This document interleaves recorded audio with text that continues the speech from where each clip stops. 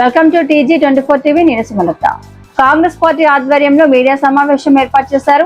కామారెడ్డి నియోజకవర్గంలో శుక్రవారం రోజున జిల్లా కాంగ్రెస్ కార్యాలయంలో కాంగ్రెస్ పార్టీ ఆధ్వర్యంలో గత కొన్ని రోజులను గడ్డం చంద్రశేఖర్ రెడ్డి తెలంగాణ రాష్ట్ర ప్రభుత్వ సలహాదారు షబ్బీర్ అలీపై చేసిన ఆరోపణలపై నేడు సీనియర్ కాంగ్రెస్ నాయకులు మీడియా సమావేశం ఏర్పాటు చేశారు.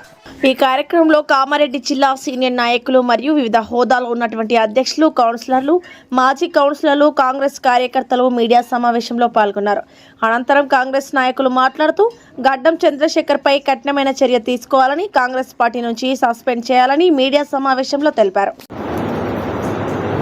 మొన్నటి రోజున గాంధీ భవన్లో డిసిప్లినరీ కమిటీ చైర్మన్ గారికి మండలాధ్యక్షులము, పట్టణాధ్యక్షులము, మాజీ అధ్యక్షులు అందరూ కలిసి కంప్లైంట్ ఇవ్వడం జరిగింది.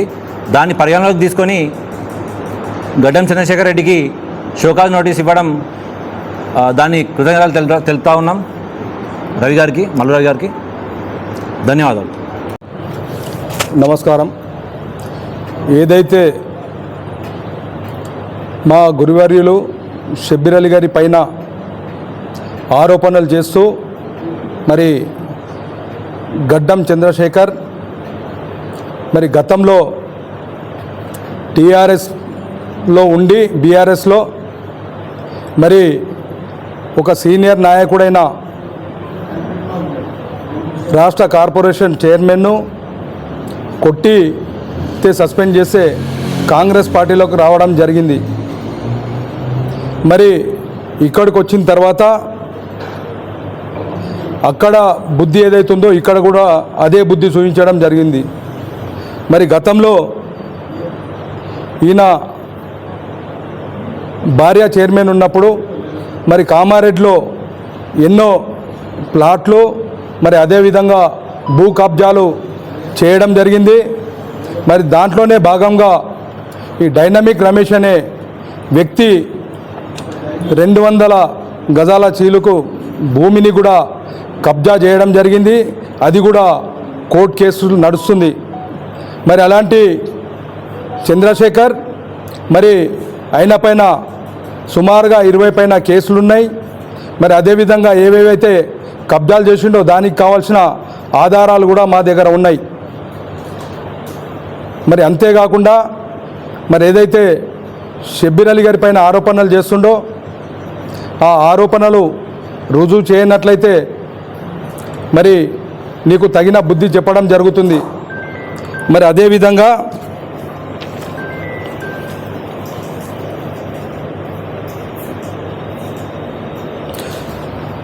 మరి ఏదైతే మొన్న ఎలక్షన్లు 23లో ఎలక్షన్ జరిగిందో మరి రేవంత్ రెడ్డి గారి ఇక్కడ కామారెడ్డి నుండి పోటీ చేయడం జరిగింది.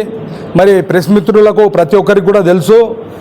మరి కామారెడ్డిలో ఏ ఎలక్షన్ జరిగినా కామారెడ్డి టౌన్ కాంగ్రెస్ పార్టీకి మెజార్టీ ఇవ్వడం జరిగింది. మరి ఈయన 23లో వచ్చిన తర్వాత మరి కామారెడ్డిలో మెజార్టీ తగ్గి మరి మైనస్కు రావడం జరిగింది. దానికి కారణం మరి ఏవైతే ఈయన చేసిన అరాచకాల వల్ల మరి కామారెడ్డి ప్రజలు విసుగుపోయి మరి ఓటు వేయక మరి నష్టపోవడం జరిగింది కాంగ్రెస్ పార్టీ. మరి అదేవిధంగా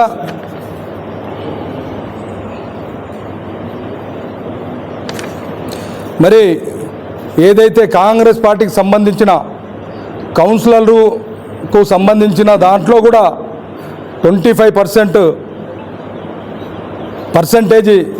అడగడం జరిగింది. దానిపైన కూడా తోటి కౌన్సిలర్లు ఆయన పైన కంప్లైంట్ చేయడం జరిగింది. మరి ఏదైతే మున్సిపల్కు సంబంధించి మరి దానికి సంబంధించిన స్క్రాప్ కానీ ఉన్న స్క్రాప్ను కూడా దొంగతనాన పంపిస్తే మరి దానిపైన కూడా FIR కావడం జరిగింది. ఇలాంటి వ్యక్తి మరి షబ్బీర్ అలీ గారి పైన అబండాలు వేస్తే ఊరుకునేది లేదు. మరి ఇదే కాకుండా ప్రతి మండల్ నుండి కూడా ఇతని వల్ల ఏదైతే నష్టం జరిగిందో వాళ్ళందరినీ కూడా తీసుకురావడానికి సిద్ధంగా ఉన్నామని చెప్పి తెలియజేస్తున్నాం. ఇక్కడ ఉన్నటువంటి మా నాయకులు కరుడుగట్ట కాంగ్రెస్ నాయకులు సుమారు 30 సంవత్సరాల నుంచి ప్రియతమ నాయకుడు షబ్బీర్ అలీ గారి వెంట ఉంటూ కాంగ్రెస్ పార్టీ ఏది ఆదేశిస్తే ఆ క్రమంలో పనిచేస్తున్నటువంటి నాయకులు ఇక్కడ పల్లరాజు గారు కానివ్వండి, గూడెం శ్రీనివాసరెడ్డి గారు కానివ్వండి, ఇక్కడ ఉన్నటువంటి చాలా నాయకులు చాలామంది ఉన్నారు.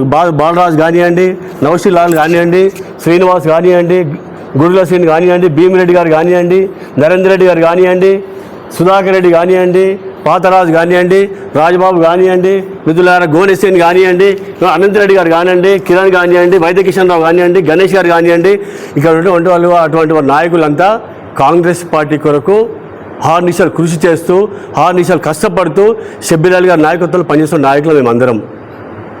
మీరు ఇది గమనించవలసిన విషయం మిత్రులారు. దయచేసి వీళ్ళు కొంతమంది దగులు బట్టేవాడి నాయకులు కొంతమంది కావాలని చెప్పేసి షబ్బీర్ అలీ మీద నిన్న గాంధీ భవన్ వెళ్ళడం జరిగింది. ఇక్కడ వెళ్ళే నాయకులు ఎవరండి? దయచేసి మీరు ఒకసారి గమనించండి. అంజయ్య గారు చరిత్ర ఏంటి? డబ్బులకు అమ్ముడు పోయినటువంటి నాయకుడు అంజయ్య గారు. కాంగ్రెస్ పార్టీ భిక్ష పెట్టింది ఆయనకు. జడ్పీటీసీ చేసింది షబ్బీర్ అలీ గారు, మున్సిపల్ చైర్పర్సన్ చేసింది షబ్బీర్ అలీ గారు.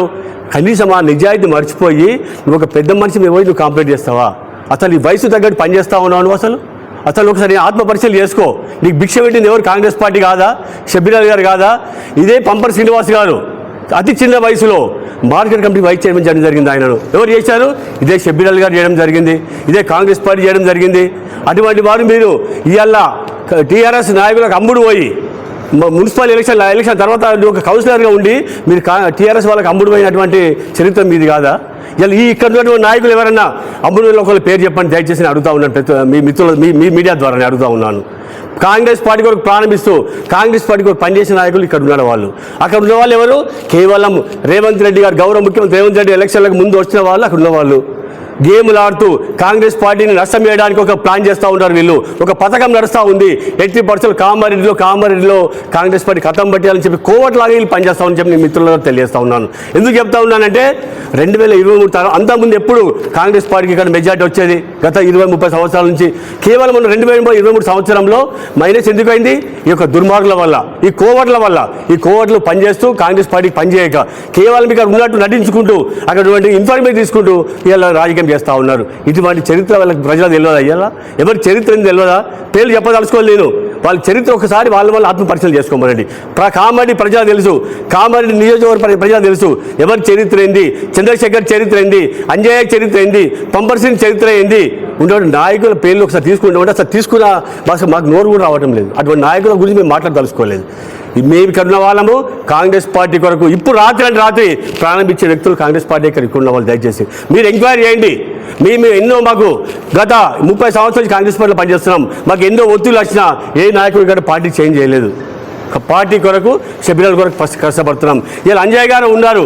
ఆయన యొక్క అక్రమ కట్టాల కొరకు కాంగ్రెస్ పార్టీ చేయడం జరిగింది. ఇలా కామెడీ ప్రజలకు తెలియదు ఆ విషయం. ప్రజలందరూ గమనిస్తూ ఉన్నారు.